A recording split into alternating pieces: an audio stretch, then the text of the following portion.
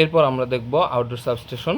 এখানে আমি এখানে দুটি ইনকামিং লাইনের মাধ্যমে 66 কিলোভোল্ট ইনকামিং লাইনের মাধ্যমে কানেক্টেড দেওয়া থাকে দুটি বাসবারে। তো বাসবার দুটি একটি বাস কাপলারের মাধ্যমে কানেক্টেড করা থাকে। এই বাস কাপলারের কাজ হচ্ছে দুটি বাসবারকে কানেক্টেড রাখা।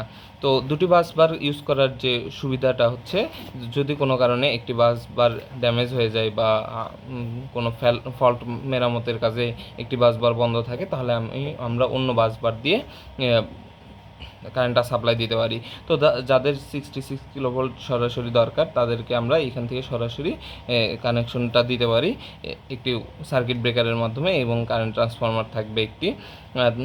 বাট যাদের হচ্ছে 11 কিলোভোল্ট দরকার, তাদের ক্ষেত্রে একটি 66 কিলোভোল্ট বাই 11 কিলোভোল্টে ট্রান্সফরমারের মাধ্যমে স্টেপ ডাউন করে তারপর 11 কিলোভোল্ট বাসবারের মাধ্যমে সাপ্লাই দেওয়া হয়। তো এখানে আমরা দেখতে পাচ্ছি প্রত্যেকটি লাইনে একটি করে সার্কিট ব্রেকার এবং একটি কারেন্ট ট্রান্সফরমার দেওয়া আছে। তো সার্কিট ব্রেকারের কাজ হচ্ছে, যদি কোনো কারণে যে ভোল্টেজটা দেওয়া আছে সেই ভোল্টেজের চেয়ে বেশি ভোল্টেজ হয়, তাহলে সার্কিট ব্রেকারটা অন হয়ে যাবে, ওপেন হয়ে যাবে। তো সেক্ষেত্রে সার্কিট দিয়ে আর কারেন্ট ফ্লো হবে না। এছাড়াও আমরা দেখতে পাচ্ছি অনেকগুলো পাওয়ার ট্রান্সফরমার আছে এবং হচ্ছে লাইটনিং অ্যারেস্টার আছে। এই লাইটনিং অ্যারেস্টারের কাজ হচ্ছে যে, যদি লাইটনিংয়ের কারণে যাতে এখানে কোনো ড্যামেজ না হয়।